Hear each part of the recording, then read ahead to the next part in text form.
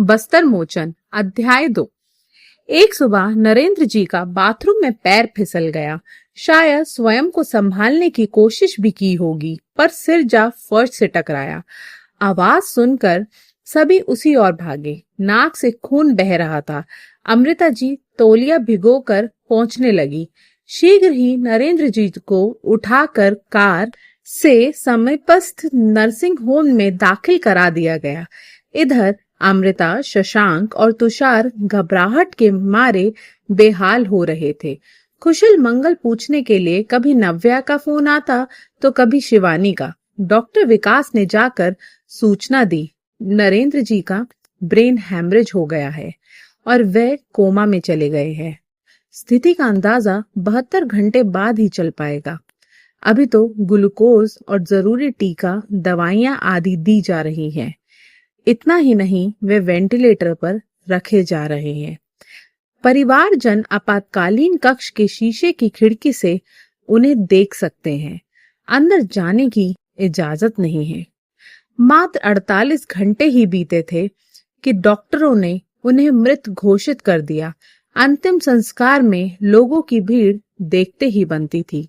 मोहल्ले के आस पड़ोसी, रिश्तेदार, मित्र एवं बाजार के दुकानदार अपनी अपनी दुकानें बंद कर निगमबोध घाट पर उनके अंतिम दर्शन करने आ पहुंचे थे। उठावनी की रस्म चौथे दिन ही संपन्न कर दी गई थी, कारण दुकान को अधिक समय तक बंद नहीं रखा जा सकता था। अमृता जी तो इस अकस्मात लगे आघात को सहन न कर पा रही थी। 1-2 दिन दूर पार के रिश्तेदार अफसोस करने आते रहे और 13वीं के ब्राह्मण भोज पर अति करीबी जनों को भी न्योता दिया गया। इतने दिन की आवाजाही के उपरांत जब दोनों बहू बेटे अपने अपने बेडरूम में सीमित रहने लगे तो उन्हें एकाकीपन ने बेहद पीड़ित कर दिया। बस रामेश्वर के हाथ चाय, खाना आदि उन्हें उनके बेडरूम में ही परोसा जाने लगा। अक्सर सोचती, पत्नी का रुतबा उसके पति के साथ ही होता है क्या? क्या माँ नामक जीव का अलग से कोई अस्तित्व नहीं? चलो, बहुएं तो पराए घर की है। मैंने तो सदैव उन्हें बेटियां माना, पर वे मुझे माँ न मान पाई। उनसे क्या गिला शिकवा? अभी तो महीना भर भी नहीं हुआ। विधवा होना पाप हो गया। क्या वैवाहिक गठबंधन आयु बंधन बन जाता है? दुनिया में प्राणी अकेला आता है और जाता है। वे बेटे जिन्हें अपनी 2 आंखें मानती रही एवं देख देख कर निहाल होती रही, वे ही अब मुझे फालतू की चीज समझने लगे हैं। कुशल क्षेम पूछने की कौन कहे, मिलने और देखने की भी आवश्यकता नहीं समझते। हाय रे मेरी किस्मत। अब शशांक और तुषार भी डाइनिंग टेबल पर खाना खाने एक साथ न बैठते। रामेश्वर उनके कमरे में ही खाना देने लगा। कभी नव्या की कर्कश आवाज आती, दूध कम क्यों रह गया? नुपुर का ध्यान नहीं रखा जाता। सभी स्वार्थी हैं, स्वार्थी। उधर शिवानी उल्हाना दे रही होती, सब्जी लेते हुए दिखाई नहीं पड़ता कि अभी किसी और ने भी खाना खाना है। अमृता जी तड़प तड़प कर रह जाती। न किसी को कुछ कहते बनता और ना ही समझाने का कोई सकारात्मक नतीजा निकलने की राह नजर आती थी। तुषार के ससुराल वालों ने एक कदम आगे बढ़ाकर मदद यह की कि उसे द्वारका में नया शोरूम खरीदवा दिया। दुकान के गहनों को तोल तोल कर और भाव लगा लगा कर दोनों भाइयों ने आधा आधा बांट लिया। अमृता जी को इस सारे अभियान की कानों कान खबर न दी, बस माँ से एक हलफनामे पर हस्ताक्षर ले लिए। वह बार बार पूछ मात्र रही थी, ये सब क्या हो रहा है? अरे बाप की राख भी ठंडी नहीं हो पाई कि तुम्हारी तनातनी दिनों दिन बढ़ती चली जा रही है। क्या 2 पल मेरे पास बैठकर अपनी समस्या नहीं बता सकते? शायद मिलजुल कर सोचने समझने से कोई हल निकल आए। उनकी बात किसने सुननी थी? वे स्वार्थी तो मनमानी करने पर तुले हुए थे और माँ से कोई किसी किस्म की चर्चा ना की। आखिर रामेश्वर से उन्हें मकान और दुकान के बेचे जाने का संकेत मिला।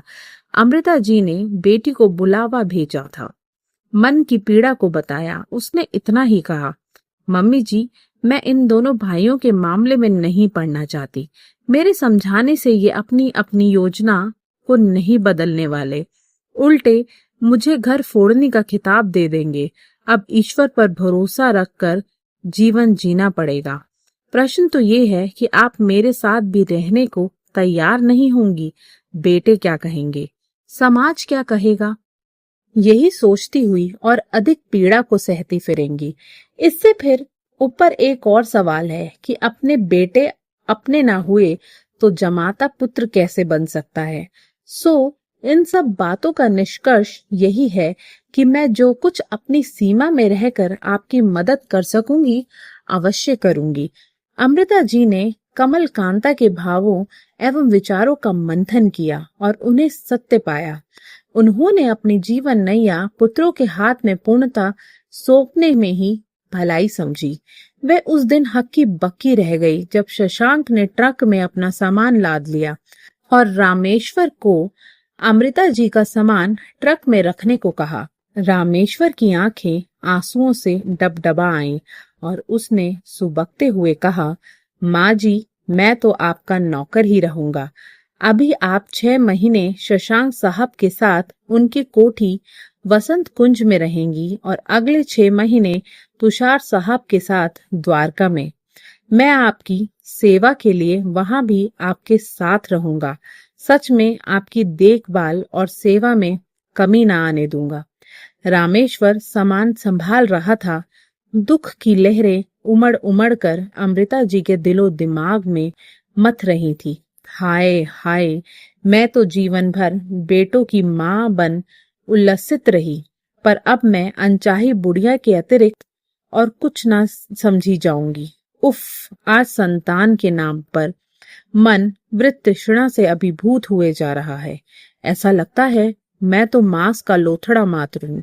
बस श्वास निश्वास की प्रक्रिया के कारण जीवित संज्ञा मात्र धारण किए हुए हूँ। शशांक की आवाज ने उनकी इस विचार श्रृंखला को भंग कर दिया। वह उठकर रामेश्वर का हाथ थामे कार की पिछली सीट पर भाव विहीन सी बैठ गई और उस घर की ओर अतृप्त निगाहों से देखने लगी। यहाँ वधु रूप में उनका स्वागत हुआ था। रामेश्वर भी पिछली सीट पर बैठ गया था। नव्या पुत्री नुपुर के साथ आगे शशांक के साथ बैठी हुई थी। कार गंतव्य की ओर भाग चली थी। शशांक के साथ रहना कितना भारी पड़ रहा था। बाथरूम का एक दरवाजा अमृता जी के बेडरूम की ओर खुलता था और दूसरा शशांक के। उन्हें सुबह सुबह नहाना और फिर पूजा पाठ करना होता था। पानी की आवाज बहू बेटे को असह्य लगती थी, उनकी नींद में खलल डालती थी। स्वयं 7 बजे और छुट्टी आदि के दिन 9-10 बजे उठते थे। अब दिन की शुरुआत माँ को कोसने से होती थी। शुरू में तो सुझाव दिया, सारा दिन पूजा पाठ के लिए होता है, जरूरी है सुबह सुबह नहाओ। पूजा पाठ देर से करने से क्या पाप लगता है, पर दूसरे की नींद एवं जीना हराम करने से तो अवश्य पाप लगेगा। रामेश्वर का दिल पसीज उठता था। बस अनुनय विनय करता, माँ जी, मैं अपना बाथरूम रात को ही आपके लिए साफ कर दिया करूंगा। आप नाहक दुखी होती हैं। 4-5 दिन के पश्चात रामेश्वर के कथा अनुसार नित नेम होने लगा। वह 6 महीने युगों की अवधि तुल्य जान पड़े। पूरे 6 महीने बाद खुद शशांक अमृता जी और रामेश्वर को तुषार के यहाँ कार में छोड़ने गया था। चलने से पहले नव्या ने अमृता जी से कहा, जो धोती पहनी है बस उसे ही पहन कर जाना, बाकी कपड़े अलमारी के कोने में रख जाना। फिर 6 महीने बाद आओगी तो क्या हम नए कपड़े खरीदते फिरेंगे? अमृता जी ने नव्या के कथे अनुसार सब किया। औपचारिकतावश तुषार ने शशांक को अंदर आने के लिए कहा, जरा जल्दी में हूँ, कहकर शशांक कार में जा बैठा था। शिवानी की भाव भंगिमा देखने लायक थी। सास और नौकर के आ जाने पर उसे ऐसा लगता मानो घर में अपरिचित अनचाहे लोग घुस आए हैं।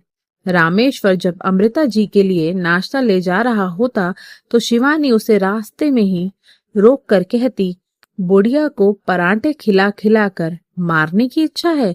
हमें तो तली चीजें जवानी में ही नहीं पचती। मालूम भी है देसी घी 250 रुपए किलो है। कल से खुशक फुल्का बनाना। शिवानी की आवाज इतनी ऊंची होती थी कि अमृता जी भी सुन ले। अगले दिन नाश्ता शिवानी के कहे अनुसार ही दिया जाने लगा। कभी वह दोपहर के भोजन पर नजर डालती तो हाय तौबा मचा देती। हाय हाय, क्या उसे बुढ़ापे में इतनी सब्जी, दाल या दही देकर मारना चाहता है? जवानों सा भोजन कर पेट खराब कर लेंगी या फिर शरीर इतना स्थूल कर लेंगी कि यदि गिर पड़ी तो उठाने के लिए 4 आदमी बुलाने पड़ेंगे। तुषार ने ये सब बातें कभी ना सुनी हो, ऐसा भी ना था। अमृता जी रह रह कर सोचती, सच ही जमाना बदल गया है। इन्हें ना ईश्वर का डर है और ना ही स्वयं पर भविष्य में आने वाले बुढ़ापे का। शायद अजर अमर की घुट्टी पिए हुए हैं। अभी 2 महीने मात्र ही हुए कि उन्होंने रामेश्वर से कहा, रामेश्वर, तुमने हमारे परिवार विशेषकर मेरी बहुत सेवा की है। ईश्वर तुम्हें सुखी रखे। तुम मुझे मेरे हाल पर छोड़कर अन्यत्र नौकरी कर लो। कभी कभार आकर मिल जाया करना। मेरे लिए अपना जीना जलाओ।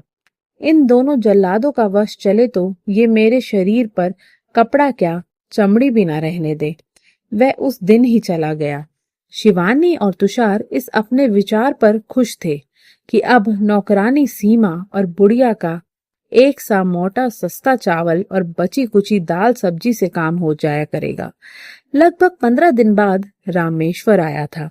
शिवानी ने चीखते हुए पूछा, अब क्या लेने आए हो? मेरी कोई चीज यहाँ रह गई थी। कहते कहते वह अमृता जी के कमरे की ओर चला गया। सीमा रसोई में बर्तन मांज रही थी। शिवानी अपने बेडरूम में जा लेटी थी। रामेश्वर ने अमृता जी से सारी बात कही और उनके कुछ एक कपड़े को बैग में रखा। अमृता जी रामेश्वर के साथ गेट के बाहर निकल गई। 3 व्हीलर से अंतर्राष्ट्रीय बस अड्डे पर पहुंचे। बस से अंबाला और फिर रामेश्वर की अध कच्ची पक्की झोपड़ी में। रामेश्वर मजदूरी कर कुछ कमा लाता और माँ बेटे खुशी खुशी मोटा अनाज और गांव में ही सुलभ लौकी, आलू आदि की सब्जी खाकर तृप्ति प्राप्त कर लेते थे। इधर तुषार ने शशांक से पूछा, माँ तुम्हारे यहाँ तो नहीं आई? नहीं, बस उनके लिए माँ पुराण की इतिश्री हो गई और रामेश्वर के लिए अथ माता। नए नए निवास स्थानों के कारण आस पड़ोस इस कारण में दिलचस्पी न रखे थे। रिश्तों का अर्थ भी उनके लिए समाप्त प्राय था। बस चिंता थी तो कमल कांता की। यदि उसने पूछा तो क्या कहेंगे? हाँ हाँ कह देंगे, तुम्हारी भी तो माँ थी, तुमने क्या कभी उसकी खोज खबर ली? बस्तर मोचन की कहानी यही समाप्त होती है। मैं आपसे जल्द मिलूंगी एक नई रचना के साथ। तब तक रचना सागर को यूं ही सुनते रहिए।